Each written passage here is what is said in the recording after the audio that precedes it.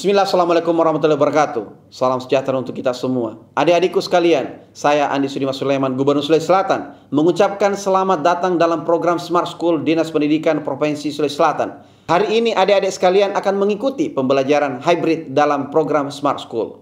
Aplikasi Smart School adalah sebuah pendekatan dengan tetap mengedepankan sebuah pendidikan dengan digital approaching, untuk kemudian mengedepankan kualitas dan mutu pendidikan yang diterima siswa secara seragam di seluruh wilayah Sulawesi Selatan, termasuk di pelosok-pelosok. Program ini bukan hanya memberikan kepada adik-adik sekalian pengalaman belajar yang baru, namun juga memberikan fasilitas kebutuhan dengan fitur bermanfaat seperti rekaman video pembelajaran yang dapat diulang, trik-trik penyelesaian soal, ujian-ujian, serta sarana konsultasi pembelajaran dari guru-guru terbaik di Sulawesi Selatan. Sering-sering mengakses aplikasi Smart School melalui gawai yang adik-adik sekalian miliki di setiap kesempatan yang dimiliki. Untuk seluruh adik-adikku sekalian yang saya cintai, saya banggakan, selamat belajar dan semoga ilmu yang didapatkan bermanfaat untuk menambah pengetahuan pendidikan adik-adik sekalian. Salam kita pada salama. Assalamualaikum warahmatullahi wabarakatuh. Salam sejahtera untuk kita semua.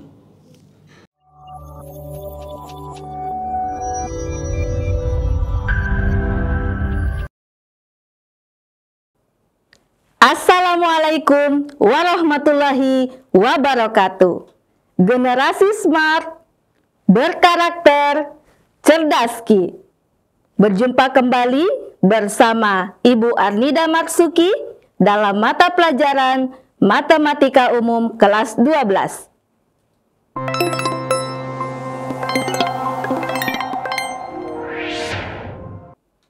Halo anak-anakku sekalian, bagaimana kabar kalian hari ini? Ibu berharap anak-anakku sekalian dalam keadaan sehat dan tentunya pada saat ini kita masih dalam suasana semarak kemerdekaan Republik Indonesia yang ke-78. Ibu berharap kalian tetap semangat dalam belajar. Tak lupa pula Ibu menyapa Bapak Ibu guru pendamping yang ada di sekolah, yang senantiasa selalu mendampingi anak-anak kita di sekolah demi untuk mencerdaskan generasi bangsa. Baik anak-anakku sekalian, pada kesempatan kali ini kembali lagi dalam mata pelajaran Matematika Umum kelas 12 dalam materi jarak dalam ruang, subpokok bahasan jarak titik ke bidang. Oke, baik anak-anakku sekalian.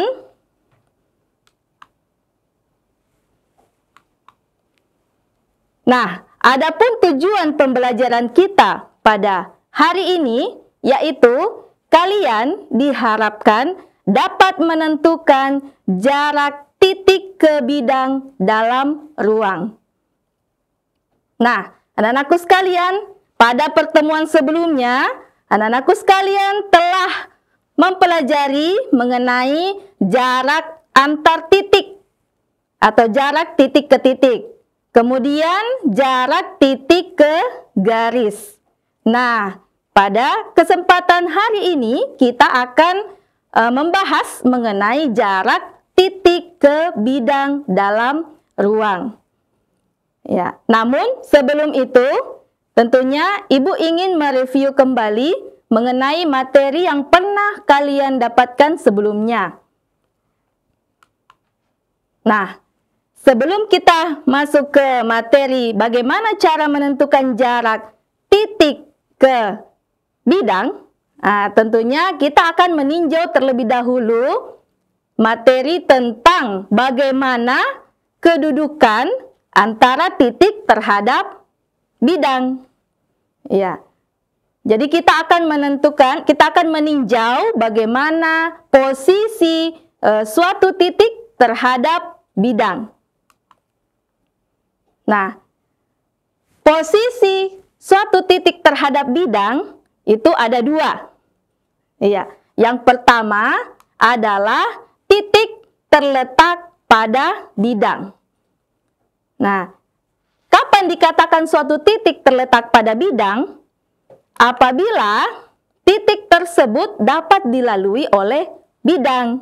Misalkan, kita ilustrasikan seperti ini. ini adalah bidang alfa. Ya, di sini ada bidang alfa. Nah, kemudian ada titik A.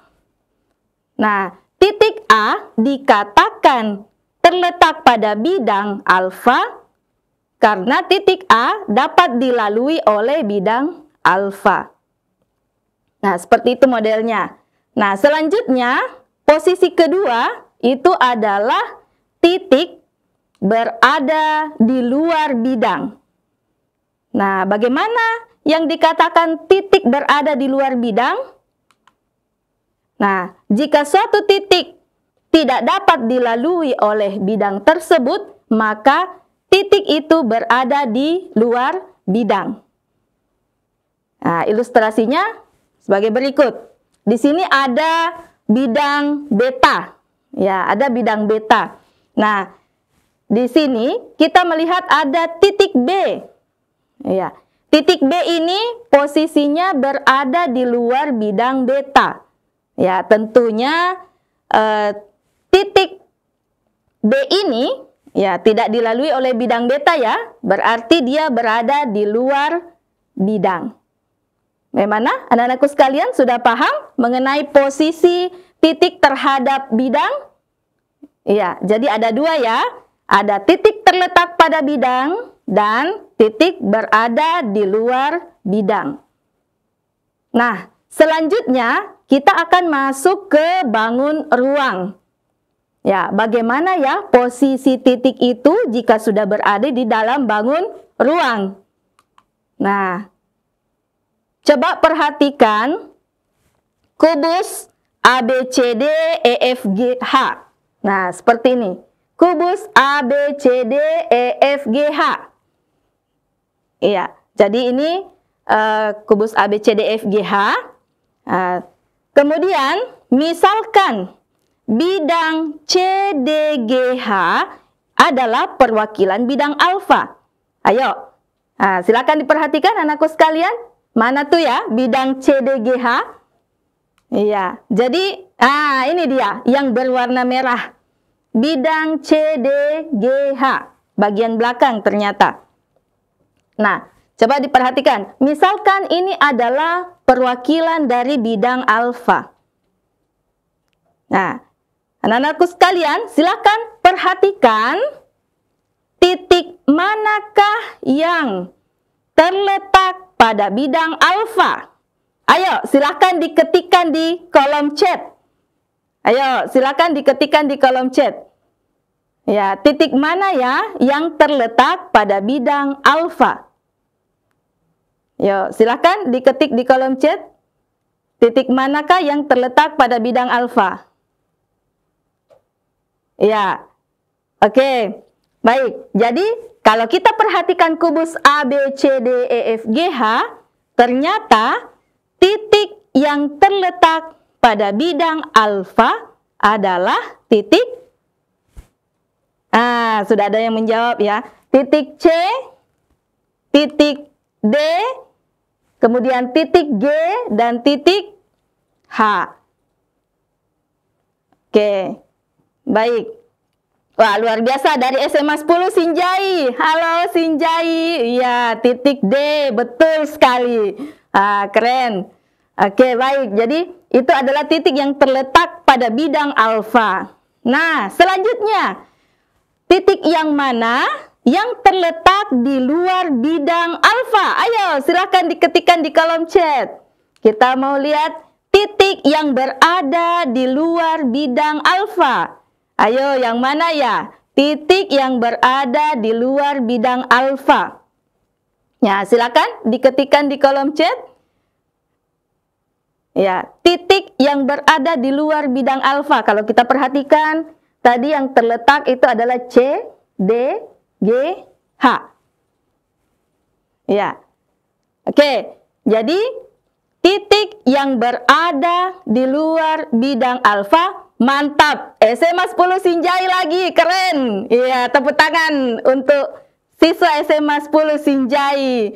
Ya, jadi titik A, kemudian titik B, titik E, dan titik F. Mantap.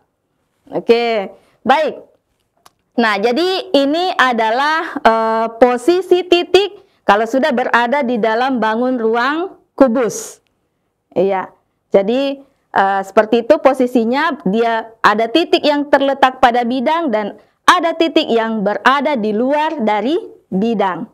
Oke.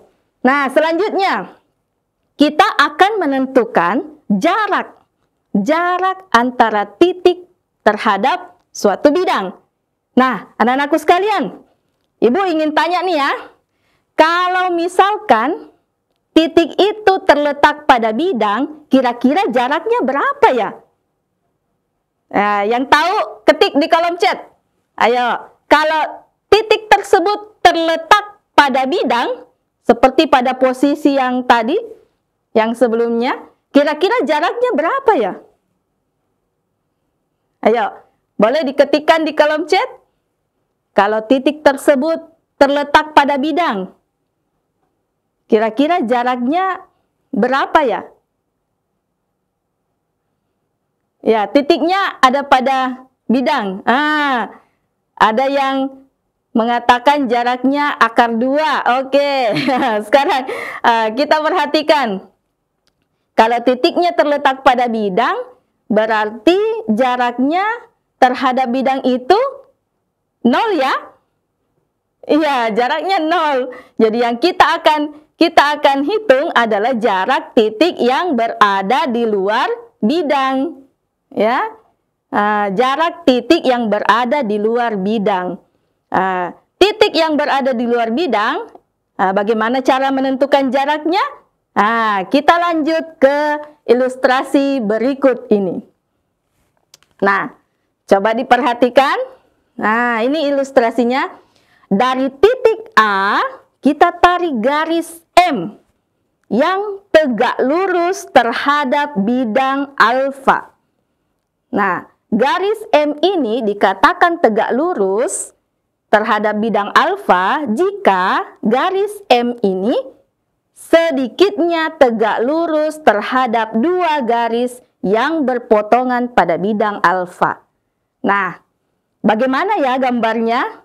Mungkin ada yang sudah bisa menggambarkan di bukunya, ya, di buku tulis masing-masing. Nah, coba kita perhatikan ilustrasinya. Nah, ini adalah titik A. Oke, selanjutnya ini adalah bidang alfa. Ya, bidang alfa. Nah, kemudian, nah, seperti ini modelnya. Ini adalah garis M. Garis M tegak lurus terhadap bidang alfa. Nah, dikatakan garis M tegak lurus, garis M ini sedikitnya tegak lurus terhadap 2 garis yang berpotongan. Nah, anggaplah garisnya seperti ini. Ya, nih garisnya. Oke. Nah, kemudian kita akan menentukan titik tembus. Titik tembus garis M terhadap bidang alfa. Nah, kita misalkan titik tembusnya adalah A aksen. Nah, ini dia titik tembusnya A aksen. Ya. Kemudian, nah, dia tegak lurus ditandai dengan garis seperti itu. Nah, sudut siku-siku. Nah, ini menembus, ya, menembus bidang alfa. Ini adalah garis M. Nah, maka jarak dari titik A ke bidang alfa adalah panjang ruas garis A aksen. Iya, jadi jarak titik A ke bidang alfa adalah panjang ruas garis A aksen. Jadi intinya harus tegak lurus. Ya, intinya harus tegak lurus. Oke. Nah, selanjutnya, sehingga definisi jarak titik ke bidang adalah panjang ruas garis yang tegak lurus menghubungkan titik tersebut terhadap bidang. Nah, ilustrasinya seperti pada gambar. Ya, jadi jarak titik ke bidang adalah panjang ruas garis yang tegak lurus menghubungkan titik terhadap bidang. Ya, jadi ini adalah definisi jarak titik ke bidang. Bagaimana anak-anakku sekalian? Ya, mudah-mudahan sudah bisa dipahami ya mengenai jarak titik terhadap bidang. Oke, supaya makin paham, kita akan lanjut ke contoh soal pertama. Ya. Diketahui kubus ABCD EFGH dengan panjang rusuk 7 cm. Nah, anak-anakku sekalian silahkan digambar di buku tulis masing-masing. Ya, ada kubus nih ya, panjang rusuknya 7 cm. Ya, kubus ABCD EFGH. Nah, yang ditanyakan, tentukan jarak titik D ke bidang BCFG. Nah, gambarnya seperti ini. Nah, ini adalah gambar kubus. Kubus ABCD EFGH. Kita akan menentukan jarak titik D ke bidang BCFG. Ya, kalau punya pewarna bisa diwarnai ya, yang mana itu bidang BCFG. Atau boleh juga diarsir ya, supaya lebih jelas, bidang BCFG. Nah, bidang BCFG, nah seperti ini, yang berwarna hijau ya, BCFG. Yang ditanyakan adalah jarak titik D ke bidang BCFG. Nah, ini garis berwarna merah, garis CD. Nah, bagaimana cara menyelesaikannya? Iya. Nah, coba diperhatikan.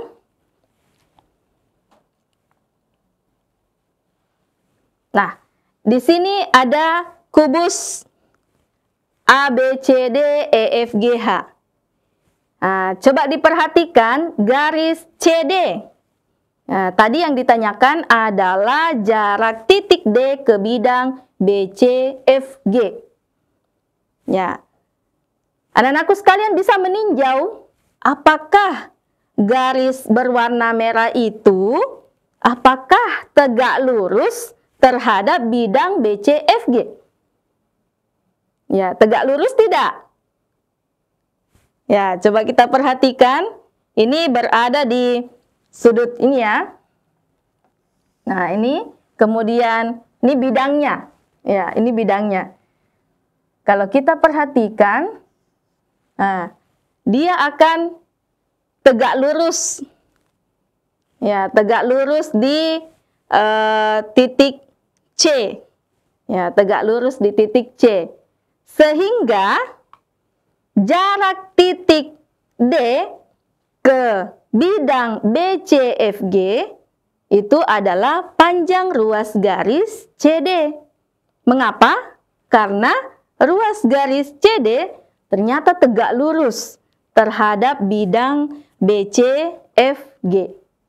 Jadi, jarak titik D ke bidang BCFG berapa? Ayo.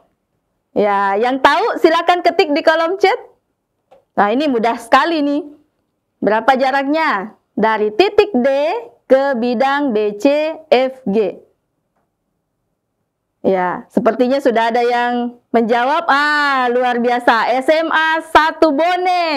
Wow, keren. SMA 1 Bone. Jawabannya adalah 7. Ya, oke, mantap.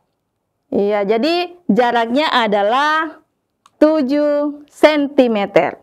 Ingat ya anak-anakku sekalian, nanti kalau misalkan menjawab di buku tulisnya dilengkapi dengan satuannya ya. Iya, jadi kalau matematika itu dilengkapi dengan satuannya, harus lengkap. Iya. Oke, baik. Wah, luar biasa, berarti anak-anakku sekalian sudah paham mengenai jarak titik ke bidang. Untuk contoh soal yang pertama. Iya. Nah, selanjutnya. Nah, ini contoh soal kedua. Ya, diketahui kubus KLMN OPQR dengan panjang rusuk 18 cm. Nah, anak-anakku sekalian silakan digambar lagi. Ya, gambar lagi kubus KLMN OPQR dengan panjang rusuk 18 cm. Nah, yang ditanyakan, tentukan jarak titik L ke bidang KMOQ. Ya, ayo gambarnya bagaimana ya? Nah, kita gambar kubus. Nah, ini dia kubusnya. Kubus KLMN OPQR. Sudah ada kubusnya. Selanjutnya, yang ditanyakan adalah jarak titik L ke bidang KMOQ. KMOQ. Wah, di mana ya bidang KMOQ-nya? Ya. Nah, ini dia. Bidang KMOQ. Oke. Nah, sudah muncul bidang KMOQ-nya. Yang ditanyakan adalah jarak titik L. Nah, jadi jarak titik L ke bidang KMOQ. Nah, ini yang berwarna merah. Garis yang berwarna merah ya. Nah, di sini jarak titik L ke bidang KMOQ ya, boleh saja kita mengambil dari L ke K, boleh saja kita mengambil dari L ke M, atau L ke O, atau L ke Q. Tapi ingat syaratnya tadi, bahwa harus tegak lurus. Ya, harus tegak lurus. Wah, luar biasa. Sudah ada tadi yang menjawab dari SMA 13 Makassar. Wow, mantap. 9 akar 2. Iya.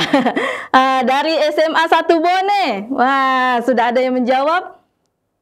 SMA 1 Bone, dari SMA 8 Lu Utara. Wow, keren. Wah, luar biasa antusiasnya. Tepuk tangan untuk generasi smart semua. Ya, dari Bone, dari Makassar, dari Lu Utara. Oke. Ya, jadi kita melihat bahwa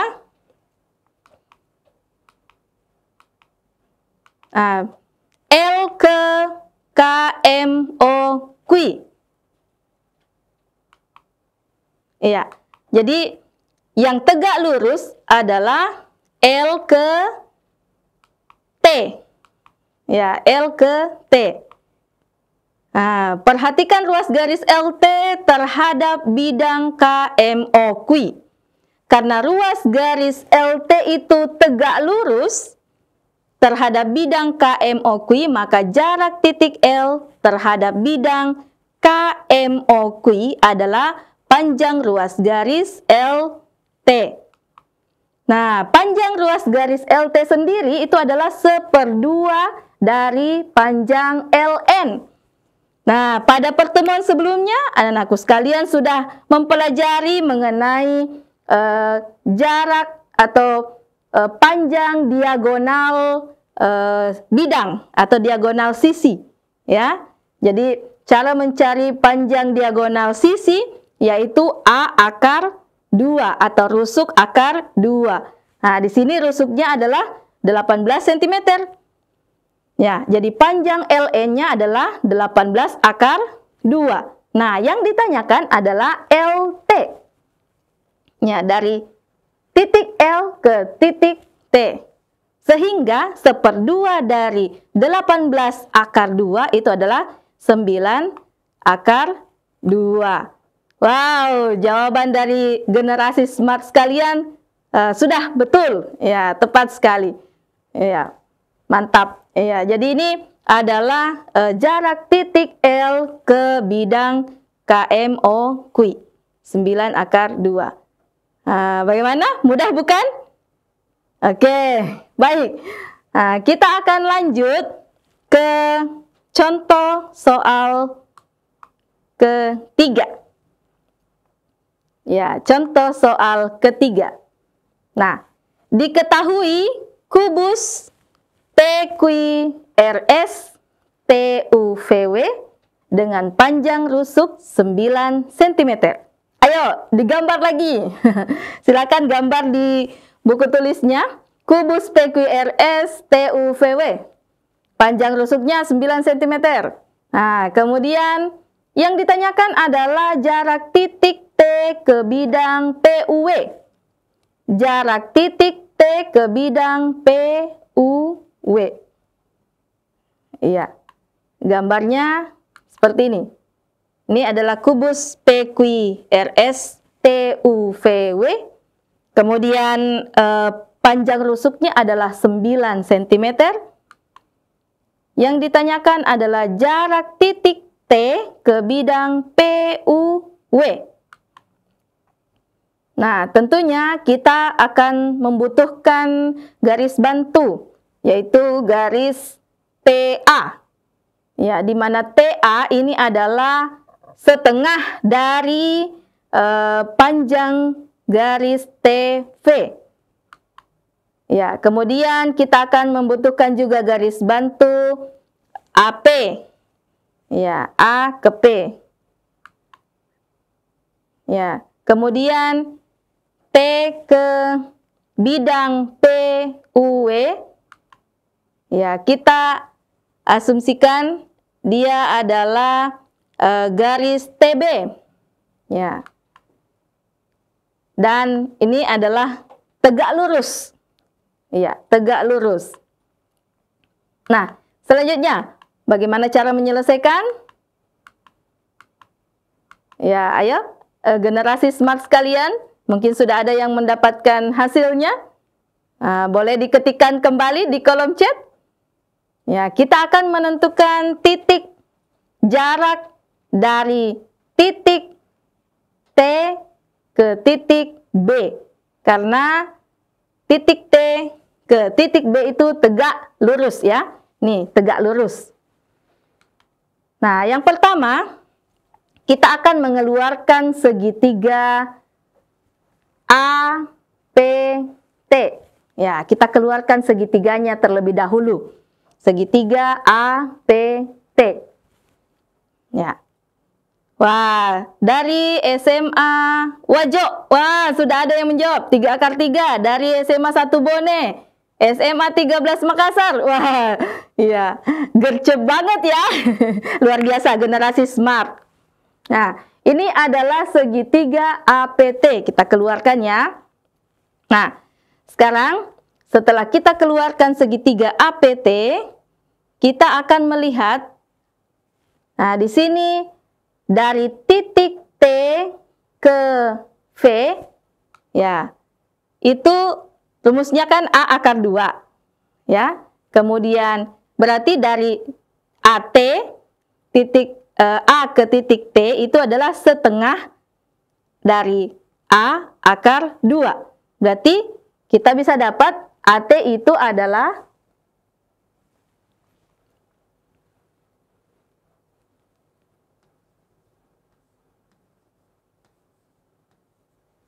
ya, AT itu adalah 9/2 akar 2.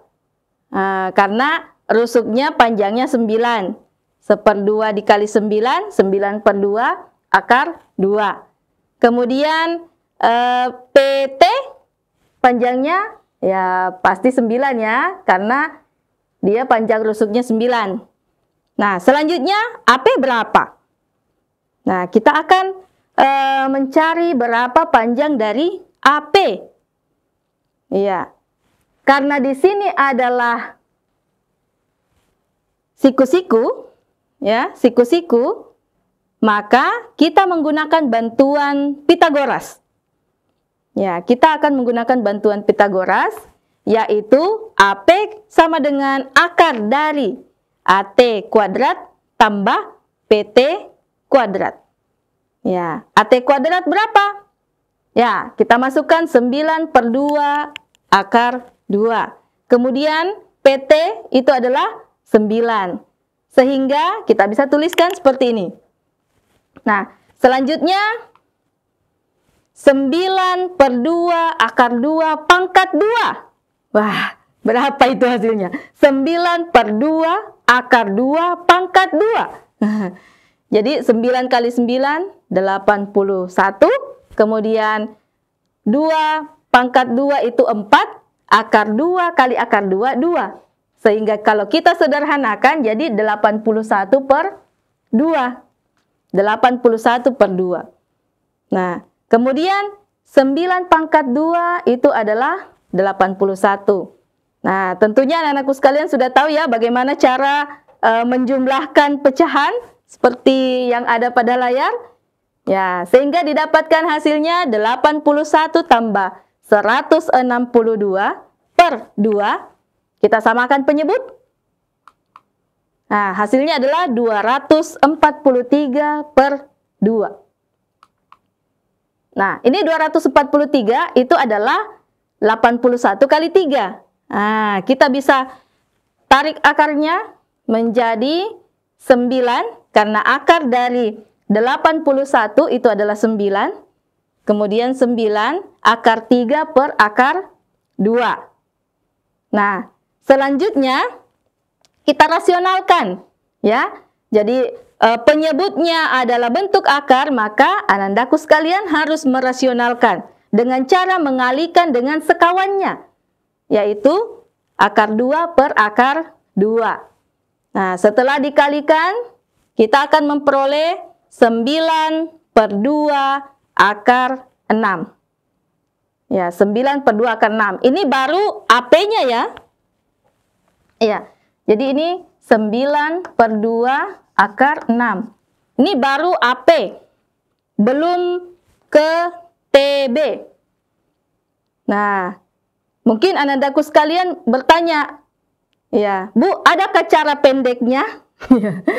Nah, jadi untuk posisi seperti ini, ya,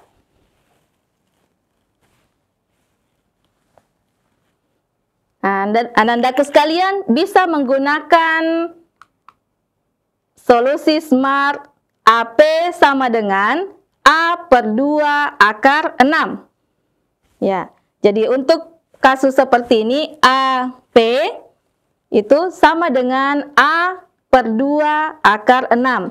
Karena panjang rusuknya adalah 9, maka kita tinggal memasukkan 9 per 2 akar 6. Ya, untuk soal-soal pilihan ganda, ya boleh digunakan. Ya, tapi kalau untuk soal uraian atau esai, tentunya anandaku harus mengerjakan prosesnya, ya, mengerjakan prosesnya seperti tadi, panjang, ya. Oke, jadi itu solusi SMART untuk kasus AP. Nah, selanjutnya kita sudah dapatkan AP-nya 9 per 2 akar 6. Kemudian AT-nya 9 per 2 akar 2. Kemudian PT-nya 9. Nah, sekarang kita akan membandingkan dua segitiga ini yang sebenarnya segitiganya sama ya, segitiga APT. Namun modelnya kita putar. Ya, kita putar. Jadi kita akan bandingkan segitiga pertama dengan segitiga kedua. Dalam hal ini kita bandingkan luasnya. Ya, luasnya. Ketika pada segitiga pertama kita mengambil alasnya adalah AT. Nah, alasnya adalah AT, kemudian tingginya adalah PT. Nah, kemudian di segitiga kedua kita mengambil alasnya adalah AP, kemudian tingginya adalah TB.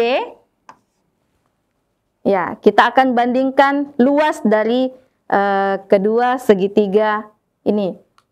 Nah, sehingga diperoleh 1/2 alas kali tinggi, di mana pada segitiga pertama alasnya itu adalah AT, kemudian tingginya itu adalah PT. Nah, di segitiga kedua, alasnya itu adalah AP dan tingginya adalah TB atau BT. Nah, sekarang kita bandingkan. Di sini kita bisa hilangkan ini, habis dibagi ya. 1/2 dibagi 1/2 kan 1 ya. Nah, kemudian kita akan peroleh BT itu sama dengan AT dikali PT per AP. Nah, selanjutnya kita masukkan AT-nya adalah 9/2 akar 2 dikali 9. Kemudian per AP-nya adalah 9/2 akar 6. Nah, selanjutnya kita bisa bagi yang sama. Di sini ada 9/2 dan di bawah juga penyebutnya adalah 9/2. Ya, kita bisa bagi hasilnya 1. Nah, yang tersisa adalah 9 akar 2 per akar 6. Nah, kalau sudah dapat seperti ini, ya kita akan rasionalkan lagi. Kita rasionalkan dikali dengan akar sekawannya, yaitu akar 6 per akar 6. Dan hasilnya adalah 9 akar 12 per 6. Ya, akar 12 masih bisa disederhanakan. Ya, akar 12 masih bisa disederhanakan menjadi akar 4 kali 3 ya. 4 kali 3, 12. Berarti akar 4 itu 2 akar 3. Ya, 2 akar 3. Nah, kemudian kita lihat 9 kali 2, 18. 18 dibagi 6, 3. Nah, sehingga BT sama dengan 3 akar 3. Wow, luar biasa. Yang menjawab 3 akar 3 tadi ya, sudah benar jawabannya. Ya, jadi jarak titik T ke bidang PUW adalah 3 akar 3 cm. Ya, jadi jaraknya adalah 3 akar 3 cm. Nah, sama seperti tadi. Apakah ada cara pendeknya? Ya, kita lihat.